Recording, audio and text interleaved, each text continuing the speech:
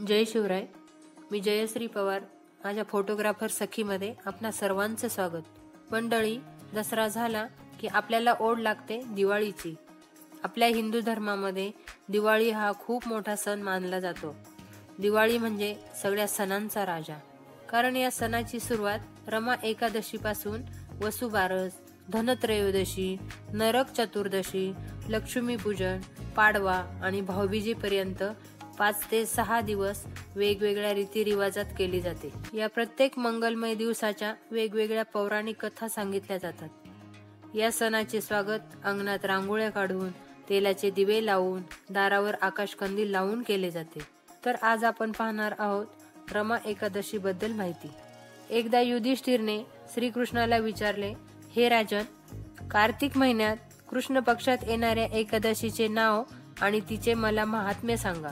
यावर भगवान श्रीकृष्ण म्हणाले, हे नृपेंद्रा, कार्तिक महिन्यात येणाऱ्या सर्व पापनाशिनी एकादशीचे नाव रमा असे आहे आणि तिची कथा तू ऐक. बऱ्याच वर्षापूर्वी मुचकुंद नावाचा एक राजा होता. तो सर्व धर्म आणि धार्मिक व्रताचे पालन करीत तो आपल्या प्रजेवर राज्य करीत होता. त्याला एक कन्या होती आणि तिचे नाव चंद्रभागा असे होते. पुढे तिचा विवाह चंद्रसेन राजाच्या मुलाशी शोभनशी करण्यात आला.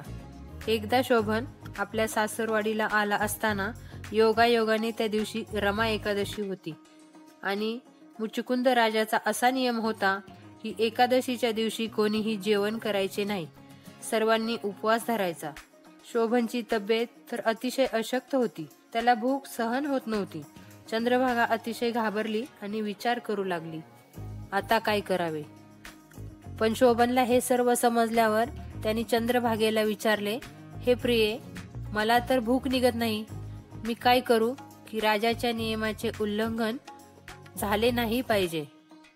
त्यावर चंद्रभागा म्हणाली, स्वामी, मनुष्यालाच काय तर राज्यातील सर्व हत्तींना आणि घोड्यांना देखील एकादशीच्या दिवशी खायला देत नाहीत. तुम्हाला जर भूक निघत नसेल तर तुम्ही तुमच्या घरी जावे, यावर योग्य विचार करून निर्णय घ्यावा. यावर शोभन म्हणाला, तू जे सांगितले ते खरे आहे, परंतु आज एकादशीचे व्रत करण्याची माझी इच्छा आहे. जे माझ्या नशिबात असेल ते होईल. असा विचार करून शोभनने एकादशी व्रत केले. पण तहानेने आणि भुकेने तो व्याकुळ झाला. तेथील वैष्णवांनी नामकीर्तनात रात्र जागवली, परंतु तहान आणि भुकेने शोभनचे प्राण निघून गेले. त्याचा मृत्यू झाला. सूर्योदयापूर्वीच राजाने त्याच्या शरीरावर अंत्यसंस्कार केले, पण चंद्रभागेला सती जाऊ दिले नाही. ती आता आपल्या वडिलांकडेच राहू लागली. इकडे रमा एकादशीच्या पालनामुळे शोभन मंदार पर्वताच्या शिखरावर असणाऱ्या देवपुरी नावाच्या राज्याचा तो राजा झाला. रत्नजडीत खांब असणाऱ्या आणि हिरेमानकांनी सुशोभित असणाऱ्या राजवाड्यात तो राहू लागला. एकदा मुचकुंद राजाच्या राज्यातला एक सोमशर्मा नावाचा ब्राह्मण तीर्थाटन करत करत देवपुरीस आला. त्या ब्राह्मणाने राजाचा जावई असल्यामुळे शोभनला ओळखले. त्या ब्राह्मणाला पाहताच शोभन सिंहासनावरून उठला आणि त्या ब्राह्मणाला हात जोडीत राज्याचे कुशल मंगल विचारले. तेव्हा तो ब्राह्मण म्हणाला, मुचकुंद राज्यात सर्व आनंदात आणि समाधानात राहत आहेत, पण राजन, एवढी सुंदर नगरी मी कधीच पाहिली नाही.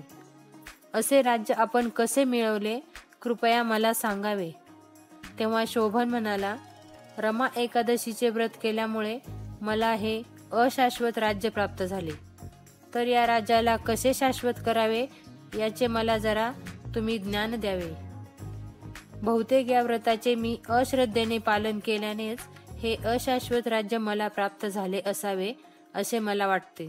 कृपया हे आपण सर्व चंद्रभागेस सांगावे. मला वाटते की चंद्रभागाच या राज्याला शाश्वत बनवू शकेल. तो ब्राह्मण मुचकुंदपुरीमध्ये परत आला आणि त्याने चंद्रभागेला सगळा वृत्तांत सांगितला. हे सर्व ऐकून चंद्रभागा म्हणाली, हे ब्राह्मण देवा, तुम्ही हे सर्व काही सांगत आहात ते मला एक स्वप्नच वाटत आहे. तेव्हा तो ब्राह्मण म्हणाला, हे मुली, मी स्वतः तुझ्या पतीला देवपुरीमध्ये पाहिले आहे. त्याचे राज्य सूर्याप्रमाणे तेजस्वी आहे, पण अशाश्वत आहे. तेव्हा त्याला शाश्वत बनवण्याची विनंती त्याने तुला केली आहे. तेव्हा चंद्रभागा म्हणाली, हे ब्राह्मण देवा, मी एकादशी व्रताच्या पुण्यामुळे ते राज्य शाश्वत करू शकेन. मला तुम्ही तिथे घेऊन चला. या दोघांची भेट घडवून आणण्याचे पुण्य मला मिळेल हा विचार करून त्या ब्राह्मणाने तिला मंदार पर्वतावर वामदेवाच्या आश्रमात घेऊन आला. त्यांना सर्व वृत्तांत सांगितला. वामदेवाने चंद्रभागेला वैदिक मंत्रांची दीक्षा दिली. वामदेवाकडून प्राप्त झालेल्या मंत्राच्या प्रभावाने आणि रमा एकादशीच्या पालनाने चंद्रभागेला दिव्य शरीर प्राप्त झाले. त्यानंतर ती आपल्या पती समोर गेली. आपल्या पत्नीला पाहिल्यानंतर शोभनला खूप आनंद झाला. चंद्रभागा म्हणाली, स्वामी, वयाच्या वर्षापासून मी हे रमा एकादशीचे व्रत करीत आहे. या व्रताच्या पुण्याईच्या प्रभावाने आपले राज्य प्रलय काळापर्यंत शाश्वत आणि समृद्ध राहील. त्यानंतर ती आपल्या पती समवेत तिथेच आनंदाने राहू लागली. तेव्हा राजन, ही रमा एकादशी कामधेनूप्रमाणे सर्वांच्या इच्छा पूर्ण करणारी आहे. भगवान श्रीकृष्ण पुढे म्हणाले, हे राजन, मी तुला रमा एकादशीचे महात्म्य सांगितले. जो कोणी हे व्रत भक्तिभावाने करेन त्याची सर्व पापांपासून मुक्ती होऊन तो आनंदाने वैकुंठ प्राप्ती करेल. आता आपण रमा एकादशी बरोबरच वसुबारसेचीही थोडीशी माहिती घेणार आहोत. अश्विन शुद्ध द्वादशी हा दिवस म्हणजे गाई गुरांबद्दल कृतज्ञता व्यक्त करण्याचा दिवस. हिंदू धर्मात गाईला महत्त्वाचे स्थान आहे. तिचा सन्मान म्हणून गायीची तिच्या पाडसासह पूजा केली जाते. घरात लक्ष्मीचे आगमन व्हावे या हेतूने या दिवशी तिच्या पाडसासह गायीची पूजा करण्याची पद्धत आहे. वसू म्हणजे गाय आणि बारस म्हणजे 12वा दिवस. अशी कथा आहे की या सणाचा उगम समुद्र मंथन या पौराणिक कथेशी संबंधित आहे.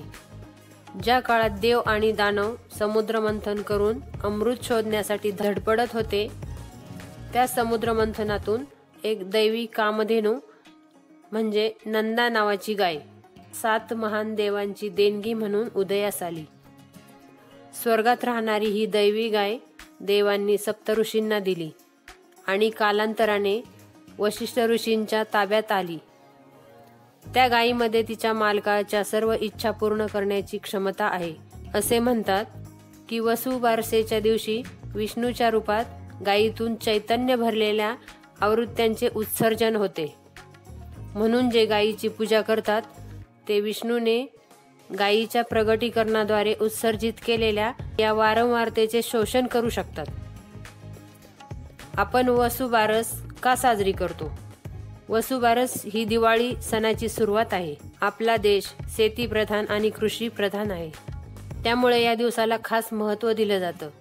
गायीच्या उदरात 33 कोटी देवांचा वास आहे आणि म्हणून गायीप्रती आपली कृतज्ञता व्यक्त करण्याकरता वसुबारस हा दिवस साजरा केला जातो. तिचे वासरू आपल्याला शेतासाठी उपयोगी येते. तसेच आपल्याला अमृतासमान दूध देऊन आपले पोषण करणाऱ्या या गायीप्रती कृतज्ञता आपण व्यक्त केलीच पाहिजे. गायीचे दूध हे अमृतासमान पवित्र असून अनेक रोगांवरही रामबाण उपाय म्हणूनही त्याचा उपयोग होतो. आपल्या मुलांना आरोग्याचा लाभ व्हावा आणि ते सुखी व्हावेत यासाठी सुवासिनी संध्याकाळी गायीचे पूजन करतात. तिला गोडाचा तसेच बाजरीची भाकरी आणि गवारीची भाजी यांचा नैवेद्य दाखवतात. तर मंडळी, आपण या व्हिडिओमध्ये रमा एकादशी आणि वसुबारस या दोन्हींच्याही कथा पाहिल्या. तर मंडळी, कसा वाटला आजचा व्हिडिओ आवडल्यास लाईक करा, शेअर करा आणि सबस्क्राईब करायला विसरू नका. धन्यवाद.